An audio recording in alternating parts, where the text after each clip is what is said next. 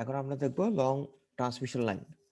এটা সাধারণত 200 লাইনের লেন্থ যদি 250 কিলোমিটারের বেশি হয়, তখন আসলে এটাকে লং ট্রান্সমিশন লাইন বলা হয়, এবং এটার ভোল্টেজও বেশি হয়।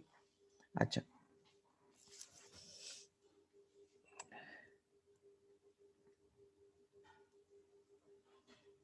এক্ষেত্রে আমরা পাই মডেল অথবা টি মডেল আগের মতোই, মিডিয়াম ট্রান্সমিশন লাইনের ক্ষেত্রে আমরা পাই মডেল এখন অথবা টি মডেল আমরা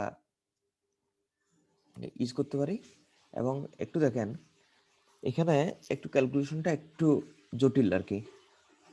একটু আমাদের আসলে ডেরিভেশন করে মানে আমরা কিন্তু ডিফারেনশিয়াল ইকুয়েশন বের করে এটা সলভ করব। আর কতগুলো জিনিস আছে এখানে।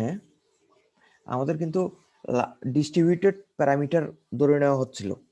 ডিস্ট্রিবিউটেড প্যারামিটার মানে কি, সব জায়গায় কোনো একটা পয়েন্টে, মানে একটা লাইনের মনে করেন হচ্ছে 1000 কিলোমিটার, হ্যাঁ, প্রতি প্রতি প্রতি মনে করেন আধা কিলোমিটার পর পর যে ক্যাপাসিটেন্স অথবা রিঅ্যাক্টেন্স অথবা রেজিস্ট্যান্স যেগুলো আছে, এগুলোর ভ্যালু হচ্ছে সমান। এটাকে আমরা ডিস্ট্রিবিউটেড ধরে নিচ্ছিলাম।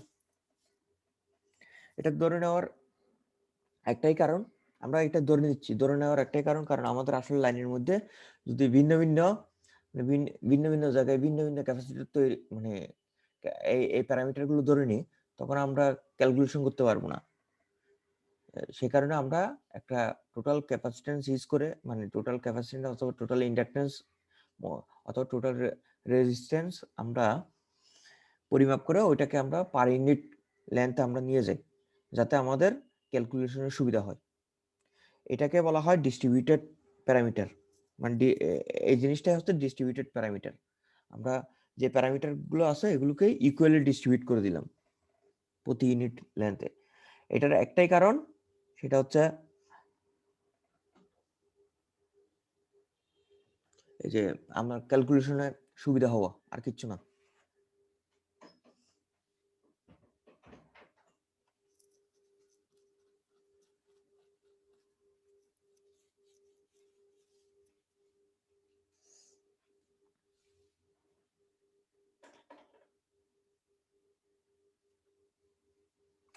আমরা এখানে আগে তো ডিরেক্টলি আমরা কোন একটা জায়গায় ভোল্টেজ ধরে নিতাম। একটু দেখেন,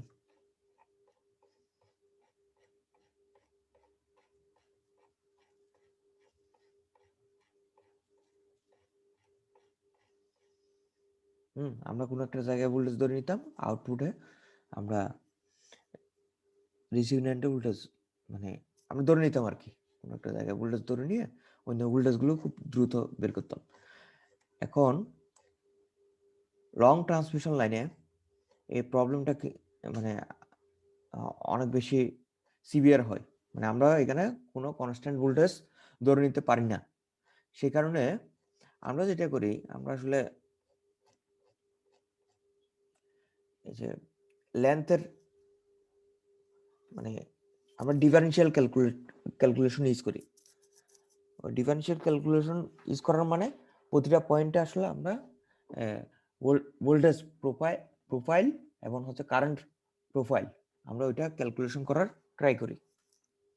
কারণ যাতে আমরা একটা একদম ইকুয়াল ডিস্ট্রিবিউটেড একটা আমরা, মানে প্রতিটা এই এই যে ভোল্টেজ এবং কারেন্ট বের করবো, এটা সাথে প্রতিটা পয়েন্টে আমরা বের করতে পারি। কারণ লাইন তো অনেক লম্বা, সো যে কোনো মুহূর্তে যে কোনো জায়গায় আমাদের কিন্তু ভোল্টেজ ক্যালকুলেশন করার দরকার হতে পারে।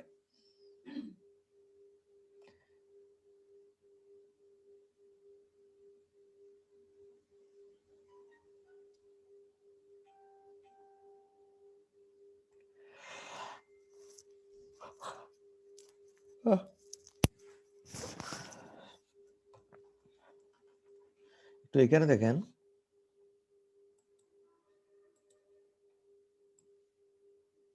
এটা হচ্ছে রিসিভিং এন্ডের ভোল্টেজ। আমরা ধরে নিচ্ছি এই লেন্থটা হচ্ছে ডেল এক্স, খুব ক্ষুদ্র লেন্থ। এখন এবং এই পুরোটা হচ্ছে এই দেখেন এর মধ্যে দিয়ে কারেন্ট যাচ্ছে Ix। সো আমরা যদি এই প্রান্তের ভোল্টেজটা বের করতে চাই, তার মানে কি এই ভোল্টেজে অ্যাড হবে, প্লাস হবে এই কারেন্ট, এবং হচ্ছে এটার মধ্যে যে ইম্পিডেন্স আছে ওইটা অ্যাড হবে। এখন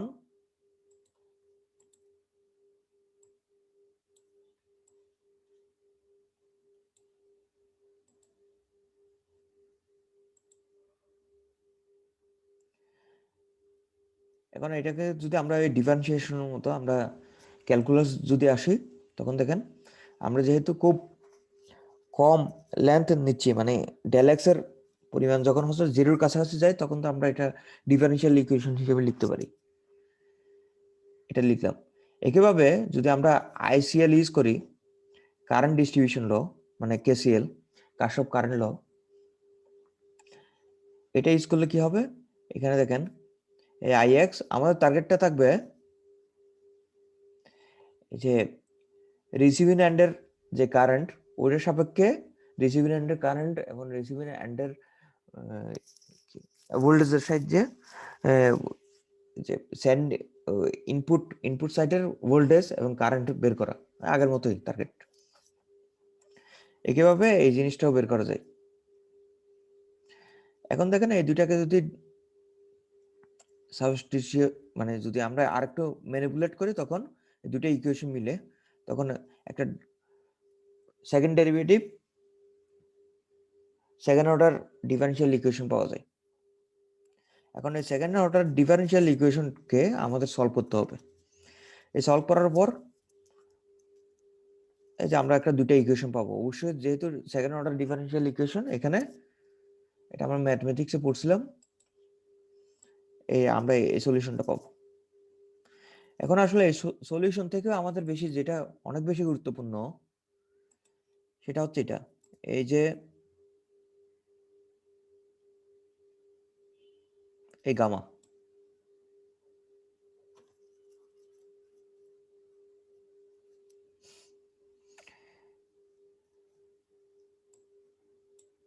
এখানে দুইটা প্যারামিটার আছে, এটা অনেক বেশি গুরুত্বপূর্ণ। এটাই সাধারণত এটা নিয়ে কাজ হয়, আলফা বিটা। এই এই দুটা জিনিস আমরা ধরে নিচ্ছিলাম এই ইকুয়েশন থেকে, এবং এটার মান হচ্ছে √z(y), এটার মান হচ্ছে √z(y).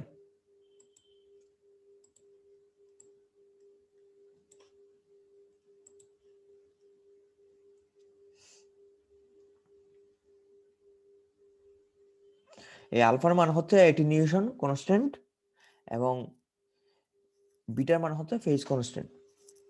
এই দুটাই আসলে আমাদের পরীক্ষাতে হয়তো বা এই ডেরিভেশনটা থাকবে না, কিন্তু আমাদের এই জিনিসগুলো একটু দেখতে হবে, আলফা বিটার পরিচয় এবং ক্যালকুলেশন কেমনে করে।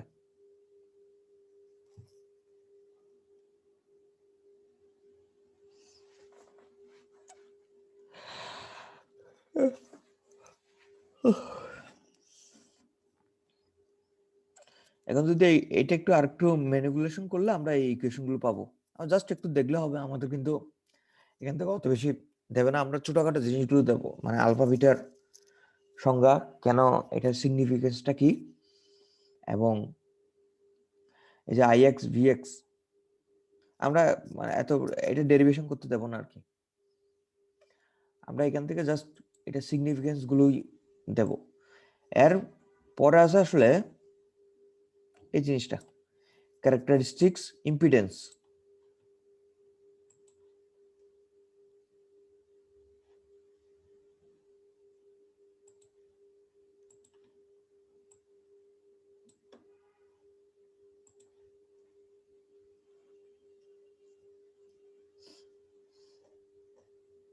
আচ্ছা, আপনারা কি অ্যানালগ ইলেকট্রনিক্স পড়ছিলেন না?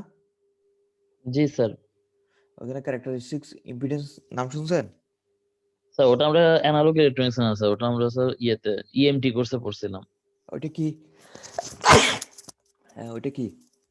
Electromagnetic theory sir. হ্যাঁ হ্যাঁ, বলেন। একই জিনিসই আসলে। যেমন স্যার শূন্য মাধ্যমে ছিল স্যার 120 পাই, হুম, হুম, হুম। এরকম করে বিভিন্ন মিডিয়ামে হচ্ছে যে বিভিন্ন মিডিয়ামে ক্যারেক্টারিস্টিক্স ইম্পিডেন্স পড়েছিলাম আরকি। আচ্ছা।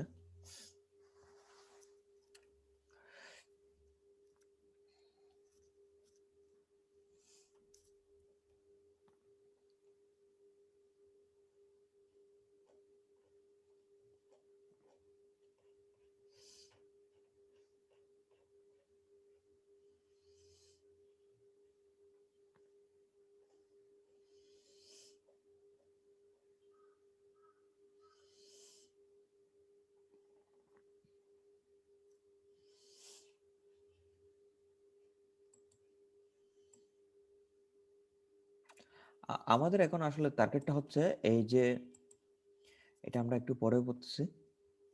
এই যে ইকুয়েশনটার C1 এবং C2 বের করা। এই ইকুয়েশনটার C1 এবং C2 বের করা আমাদের টার্গেট হচ্ছে এটা।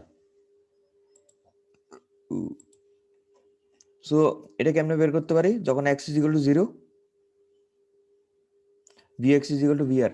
এই দেখেন, এই x is equal to 0 এখানে হচ্ছে x is equal to 0 ধরা হচ্ছে, আর এদিকে যত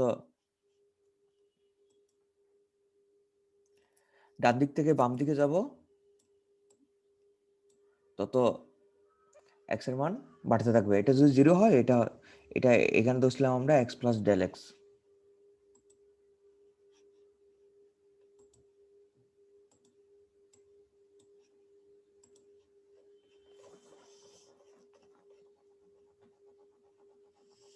আচ্ছা, একইভাবে x is equal to যখন 0 তখন ix is equal to ir। আমরা ZC ক্যারেক্টারিস্টিক্স ইম্পিডেন্স আমরা পরে পড়বো। একটু আগে আমরা এটা, সো এই দুইটা ইকুয়েশন সলভ করলে আমরা কিন্তু C1 C2 এর মান আমরা পেয়ে যাই। C1 C2 এর মান পাওয়ার পর আমরা এই ইকুয়েশন গুলো সলভ করতে পারি। এখানে আমাদের টার্গেটটা হচ্ছে আসলে আমাদের এই ইকুয়েশন গুলোকে, এই দেখেন, আমাদের এই ইকুয়েশন গুলোকে সেন্ডিং এন্ড এবং রিসিভিং এন্ড ইকুয়েশনের সাহায্যে প্রকাশ করা। আমাদের এই ইকুয়েশন গুলোকে সেন্ডিং এন্ড এবং রিসিভিং এন্ড ইকুয়েশনের সাহায্যে প্রকাশ করা।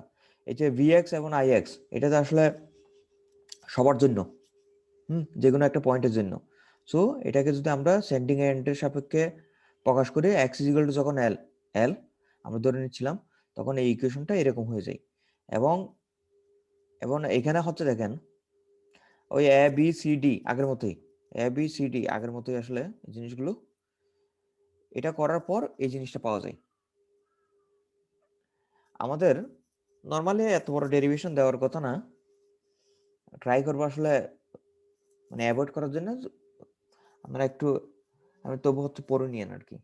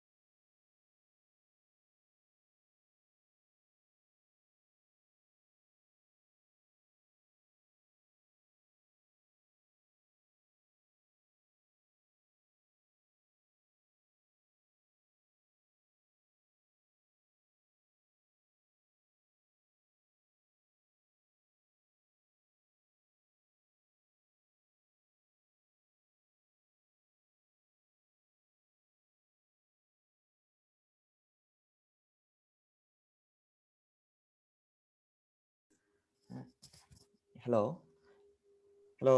স্যার শুনতে পাচ্ছি। দাঁড়ান একটু আমি পজ করে এই যে ১ মিনিটের জন্য আমার একটা কল আসছে তো। ঠিক আছে।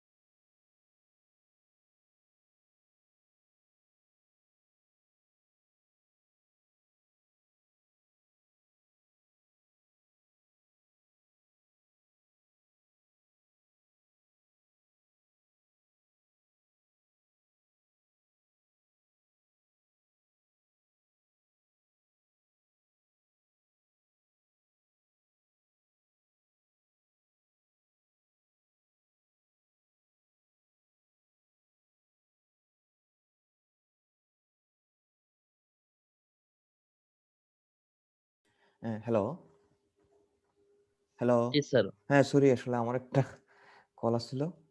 আচ্ছা, যাই হোক। আমরা কিন্তু এখান থেকে যেটা করব সেটা হচ্ছে জাস্ট এই ডেরিভেশন গুলো একটু দেখবো জাস্ট। মানে এইখান থেকে মানে ডেরিভেশন বের করতে দেওয়া এটা মনে হয় না আসলে পরীক্ষায় দেবে। এই যে ও কি বলবো আসলে লং ট্রান্সমিশন লাইনের ক্ষেত্রে। কিন্তু আমাদের এখানে কয়েকটা জিনিস আসলে একটু পড়তে হবে। সেটা হচ্ছে আমাদের এই যে ক্যারেক্টারিস্টিক্স ইম্পিডেন্স এটা আমাদের অনেক বেশি গুরুত্বপূর্ণ। এটা আমাদের অনেক বেশি গুরুত্বপূর্ণ। হুম। এই ক্যারেক্টারিস্টিক্স ইম্পিডেন্স কিন্তু একটু দেখেন লেন্থ এর উপর ডিপেন্ড করবে না। ক্যারেক্টারিস্টিক্স ইম্পিডেন্স লেন্থ এর উপর ডিপেন্ড করবে না। কারণটা হচ্ছে কি এই যে জেড তো এটা হচ্ছে এই স্মল জেড হচ্ছে এটা মনে করলাম বড় জেড ডিভাইড বাই এল একইভাবে ওয়াই হচ্ছে বড় ওয়াই ডিভাইড বাই এল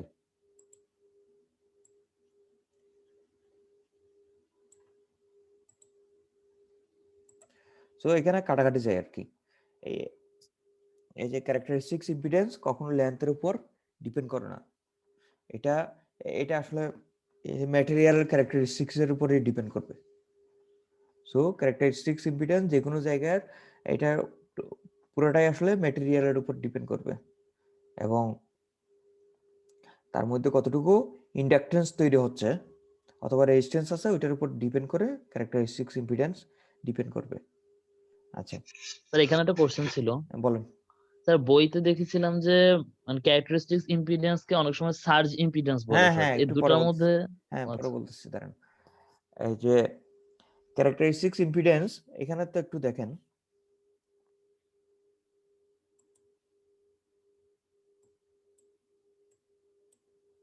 আমরা ওইটাই ওটাই আসবো আমাদের এখানে এই জেটের মধ্যে একটু দেখেন এই জেট যেটা আছে না এখানে হচ্ছে একটা রিয়েল মানে এটা মনে করলেন এ প্লাস আইবি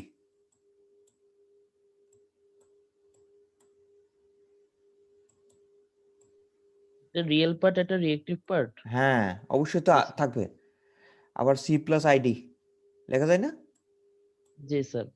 আচ্ছা একটা কন্ডাক্টেন্স আর একটা হ্যাঁ ইম্পিডেন্স।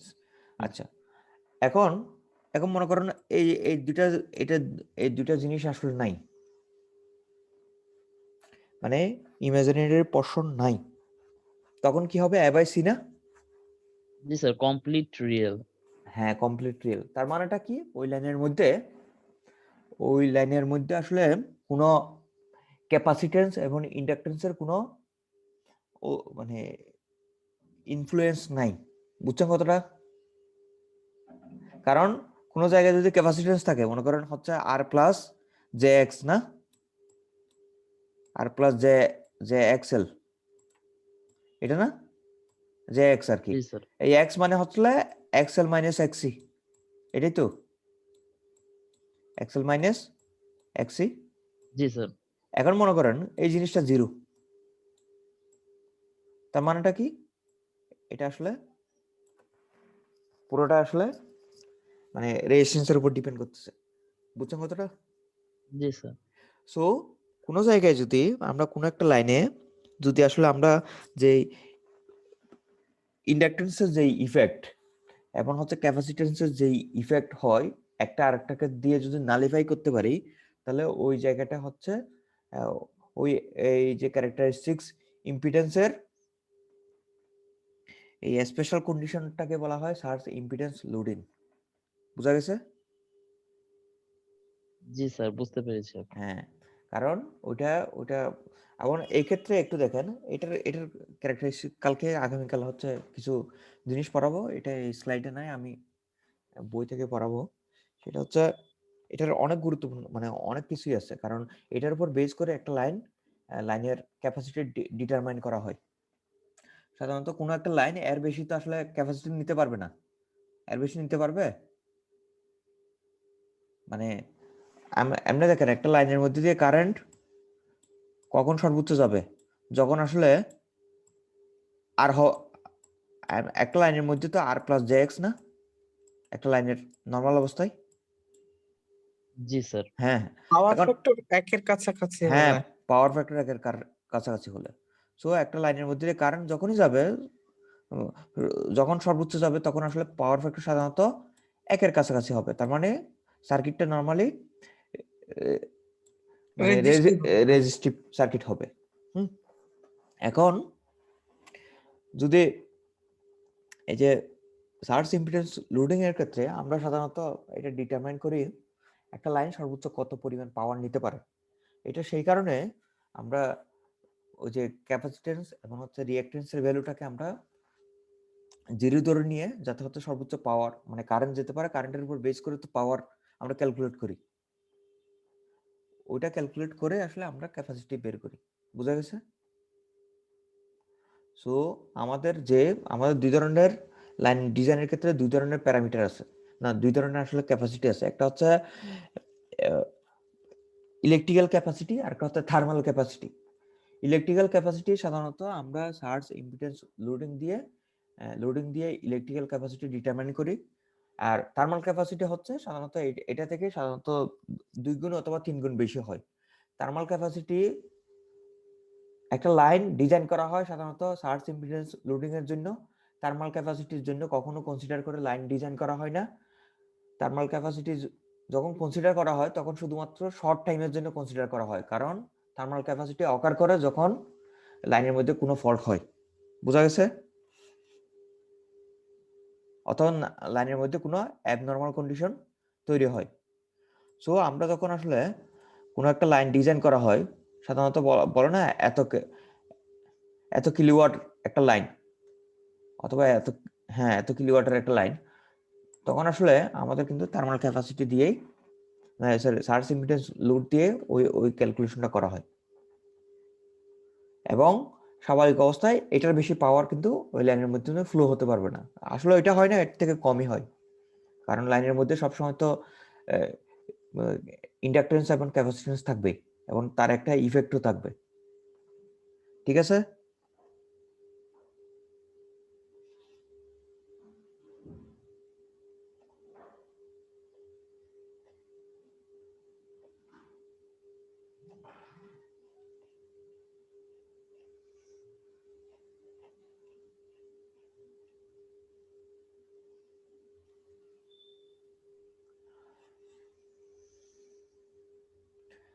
এখানে আরেকটা জিনিস একটু আমরা দেখব, একটু দেখেন, এই যে প্রপাগেশন কনস্ট্যান্ট গামা, না গামা, এটা হচ্ছে দুইটা জিনিসের উপর ডিপেন্ড করছে, একটা হচ্ছে আলফা আর একটা হচ্ছে বিটা।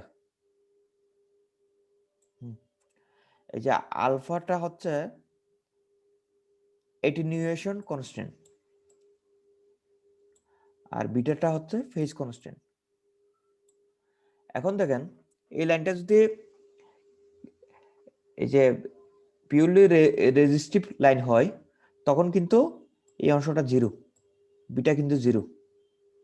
স্যার বইয়ে লিখছে উল্টা স্যার, যে কোনটা? যদি আলফা 0 হয় তাহলে পিওর রেজিস্টিভ হবে। দাঁড়ান দাঁড়ান দাঁড়ান, ইকুয়েশন দিয়ে লেখা আছে স্যার। আচ্ছা দাঁড়ান দাঁড়ান দাঁড়ান, এটা লিখছে বইয়ে? জি স্যার, ওই যে আমি হাদিস আদাতের বইটা নিয়েছি, ওখানে লেখা আছে। আচ্ছা দাঁড়ান একটু,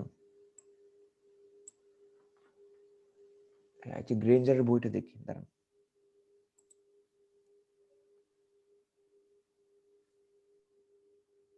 হ্যাঁ ঠিক আছে ঠিক আছে ঠিক আছে, কারণ এটা উল্টা হচ্ছিল, জেড ওয়াই তো জি এটা স্যার। হ্যাঁ হ্যাঁ বুঝছি, এটা জেড ওয়াই, আমি ওটার সাথে গিয়া করছিলাম। এটা জেড ওয়াই তো, এটা কিন্তু কোনো কোনো গিয়া নাই, কি বলবো, কোনো ইউনিট নাই আর কি। হুম, এটা কোনো ইউনিট নাই, এটা ওই জেড ওয়াই বলে ওই কারণে হচ্ছে আসলে। এখন দেখেন এখানে যদি এই ইমাজিনারি পোর্শনটা থাকে, এই ইমাজিনারি পোর্শনটা থাকে, তখন তখন শুধুমাত্র ফেজের চেঞ্জ হবে। আর হ্যাঁ, আর যদি আলফা থাকে তখন কিন্তু এই যে আপনি যে ম্যাগনিটিউড, এটিনিউশন মানে কি, এটিনিউশন মানে কি ম্যাগনিটিউডের আসলে চেঞ্জ হওয়া, এটা না? ম্যাগনিটিউডের ভেরিয়েশন হওয়া, হ্যাঁ ডিসটেন্স। ভেরিয়েশন, চেঞ্জ হওয়া, চেঞ্জ হওয়া, এটা সাধারণত মানে কমে আর কি। সাধারণত এটা বাই ডিফল্ট এটিনিউশন মানে কোন একটা হায়ার ভ্যালু থেকে আস্তে আস্তে লোয়ার ভ্যালুর দিকে চলে আসা। হ্যাঁ, এটা এই এই এই জিনিসটাই কনসিডার করা হয় যখন আমরা আসলে ডিজাইন করি সার্কিটটা।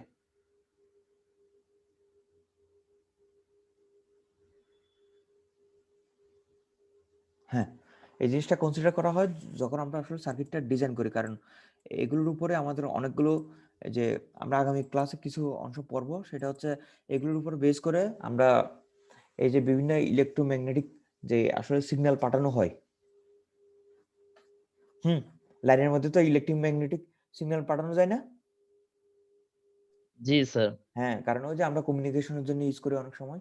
তো এগুলোর উপর বেস করে আলফা এবং বিটার উপর বেস করে আমরা ওই কমিউনিকেশন গুলো করি। তো এই জিনিসগুলো আমাদের মানে ক্যালকুলেট করতে হবে আর কি। সামনের ক্লাসে দেখব এই জিনিসগুলো, ক্যালকুলেশনটা।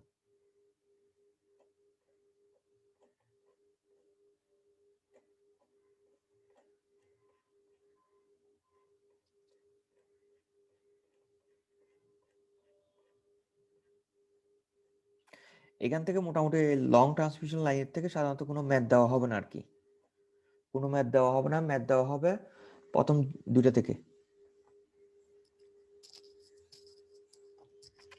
ম্যাথ দেওয়া হবে প্রথম দুইটা পোর্শন থেকে। হ্যাঁ, এখান থেকে কোনো ম্যাথ দেওয়া হবে না।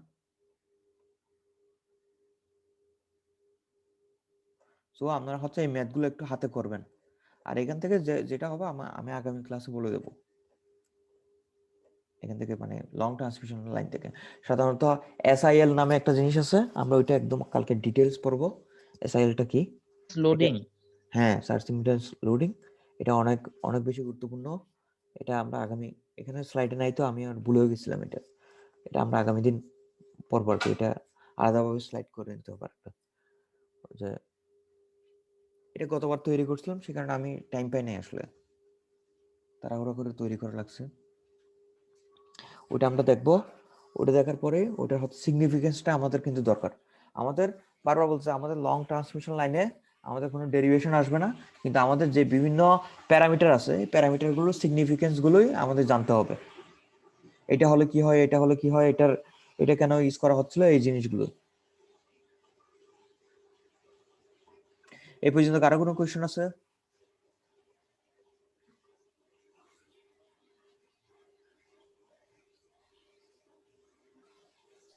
স্যার করোনা ইফেক্টটা কি? এটা তো ওটা কি আপনাকে বলছিলাম? না স্যার, বলা হয় নাই স্যার, পড়ার সময় বারবার পাচ্ছিলাম। ও, সেটা আসলে দুইটা জিনিস আছে। আগে হচ্ছে একটা একটা বলেন, মানে কয়েকটা জিনিস আছে, হ্যাঁ লিখেন। সেটা হবে, একটা হচ্ছে ফ্যারান্টি ইফেক্ট,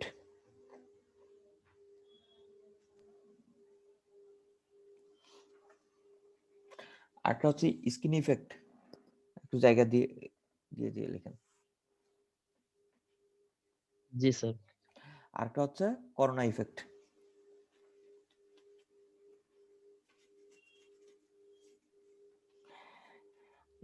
নর্মালি ফ্যারান্টি ইফেক্ট তখনই হয় যখন আসলে ইনপুট ভোল্টেজ সাইড থেকে আউটপুট ভোল্টেজ বেশি হয়। মানে কি, ইনপুট সাইডে আপনি দিচ্ছেন 220 ভোল্ট, আউটপুট সাইডে পাচ্ছেন 270 ভোল্ট। কেন পসিবল? ক্যাপাসিটি বলে সার্কিটটা। অনেক সময় আসলে আমাদের ওই যে ওইটাই বলছিলাম, আমরা সকালবেলা রাত্রেবেলা যখন আসলে ফ্যান ছেড়ে দিয়ে ঘুমাই, বিশেষ করে এই যে গরমকালে, রাত্রেবেলা তো আসলে পিক ডিমান্ড থাকে, তখন আসলে ফ্যানের যে স্পিড থাকে, সকালে উঠে দেখবেন যে স্পিড অনেক বেড়ে গেছে, যদিও বা আসলে কেউ কেউ রেগুলেটর চেঞ্জ করে নাই। এটা কেন হয়?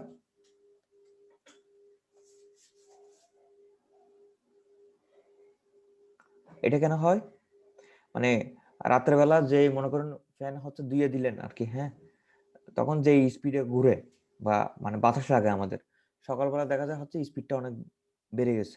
কারণটা কি?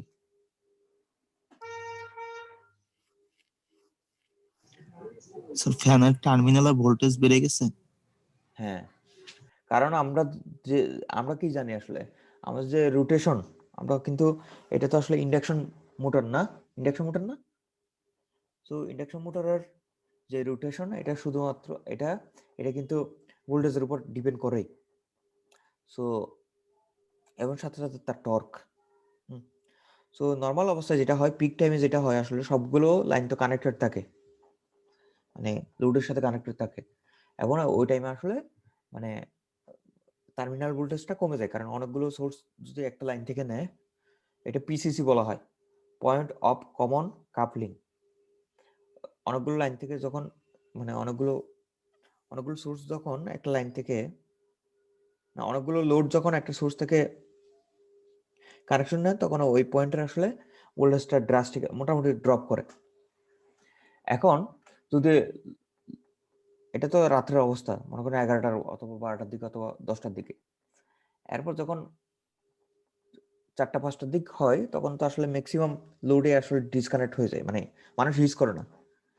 সো ওই ক্ষেত্রে যেটা হয়, ওই যে নর্মালি যে আমরা তো আসলে যেসব লোড ইউজ করি, ম্যাক্সিমামে আসলে ইন্ডাকটিভ লোড। হ্যাঁ, এরপর যখন আমরা লোডগুলো টার্ন অফ করে দিই, এই যে 10টা 11টার দিকে অথবা তারপরে, এবং ম্যাক্সিমাম যখন টার্ন অফ করে কোন সময়, এই যে 4টা 5টার দিকে, তখন দেখা যায় আমাদের যে লাইনের মধ্যে যে টোটাল ইন্ডাকটেন্স, ওটার পরিমাণ টোটাল ক্যাপাসিটেন্স থেকে অনেক কম হয়। সেই কারণে দেখা যায় আসলে টার্মিনাল ভোল্টেজ অনেক বেড়ে যায়। এটাই হচ্ছে ফ্যারান্টি ইফেক্ট, বুঝছেন? লাইনের মধ্যে যে শান্ট ক্যাপাসিটেন্স আছে না, ওইটার কারণে মেইনলি।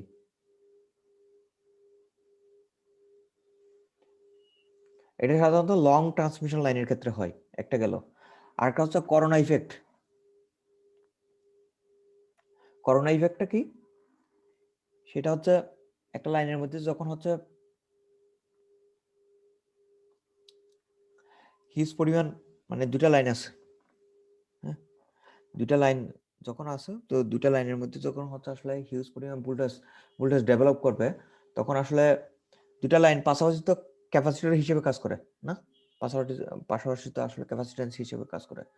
তখন যেটা হয় আসলে, তাদের মাঝখানে যে কন্টাক্ট, মানে মাঝখানে যে গ্যাপ আছে, দুইটা লাইনের মাঝখানে যে গ্যাপ আছে, দুইটা লাইনের মাঝখানে তো একটা গ্যাপ আছে, ওই গ্যাপের যে মাঝখানে যে ইনসুলেটিং ওই যে মেটেরিয়াল অথবা এয়ার বা যাই থাকুক না কেন, ওইটা তখন আসলে কন্ডাক্টেন্স হিসেবে কাজ করবে। তখন দেখা যাবে আসলে পুরো লাইনটাই আসলে, মানে মাঝখানে যে ফাঁকা জায়গা আছে ওইটা সহ সে হচ্ছে আসলে মানে পাওয়ার কন্ডাক্ট করবে, তখন দেখা যায় আসলে এক ধরনের শব্দ হয়, হিসিনের মতো এক ধরনের শব্দ হয় এবং স্পার্ক দেখা যায়। এই জিনিসটাই হচ্ছে করোনা ইফেক্ট, বুঝছেন? জি স্যার, বুঝতে এটা পেরেছি। ইফেক্ট কি ভালো? না না না, এটা তো ইনসুলেশন নষ্ট করে দেয়। ওই বিভিন্ন জায়গায় দেখবেন আসলে অনেক সময় আপনি হেঁটে যাচ্ছেন, দেখা দেখবেন যে আসলে লাইনের মধ্যে মানে আওয়াজ হচ্ছে, অথবা মানে এখানে দেখা যাচ্ছে মানে একটু স্পার্ক দেখা যাচ্ছে। এই জিনিসগুলো হচ্ছে আসলে করোনা ইফেক্ট। লাইনের ইনসুলেশন মানে বাইরের দিকে আসলে ইফেক্টটা পড়ে, মানে ইনসুলেশন নষ্ট করে দেয়। ঠিক আছে? জি স্যার। হুম। আরেকটা হচ্ছে স্কিন ইফেক্ট, এটা তো অনেকবারই পড়ছেন, এটা কি? যে স্যার স্যার ওইটা ওই কন্ডাক্টরের ক্ষেত্রে সারফেসে কারেন্ট ফ্লো হওয়ার ব্যাপারটা আর কি, কেন এটা সার্ভিসে কেন হয়? আস্তে আস্তে অ্যাটেনুয়েটেড হয়ে যায় সিগন্যালটা না, এটা নিউট্রেট হয়ে যায়, এটা সার্ভিসে ডেপথের কেন সাথে যায়? সাথে। হ্যাঁ, এটা সার্ভিসে কেন হয়? এটা ভিতর দিয়ে মানে মাঝখান দিয়ে যায় না কেন? স্যার এসি কারেন্টের জন্য, ফ্রিকোয়েন্সি বেশি হয়ে যাওয়ার কারণে। না, ফ্রিকোয়েন্সি বেশি হলে ঠিক আছে, এটা ইকুয়ালি ডিস্ট্রিবিউটেড হওয়ার কথা। এটা মানে পাশে কেন চলে যায়? তো আপনি মানে সার্ভিসে কেন চলে যায়?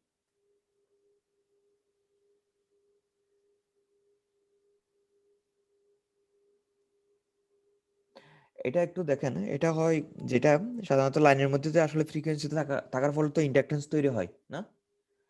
সো জি এই স্যার। যে সবচেয়ে বেশি ইন্ডাকটেন্স কাট করে কিন্তু মাঝামাঝি পয়েন্টগুলোতে, কারণ এটা তো মানে সবগুলো কিন্তু ওই দিক থেকে ঢুকে, মানে সবচেয়ে বেশি ইন্ডাকটেন্স লাইনে ফোর্স তৈরি হয় মাঝামাঝি, একদম মাঝামাঝি লাইনে। সো ইন্ডাকটেন্স মানে ওয়ান কাইন্ড অফ রেজিস্ট্যান্স, ঠিক আছে? সো ইন্ডাকটেন্স যেই কথা, রেজিস্ট্যান্স একই কথা। কারেন্টের ক্যারেক্টারিস্টিক্সই সেই যেদিকে যেদিকে সুযোগ পাবে ওইদিকে যাবে সেই। সো যেটা হয় আসলে মাঝখানে ইন্ডাকটেন্সের পরিমাণ অনেক বেড়ে যায় বাইরের থেকে, মানে স্ক্রিনের থেকে, মানে বাইরের পশন থেকে। সে কারণে কারেন্ট কিন্তু বাইরের দিকে ফ্লো হতে থাকে, যদিও বা মাঝখানে ফ্লো হয় না।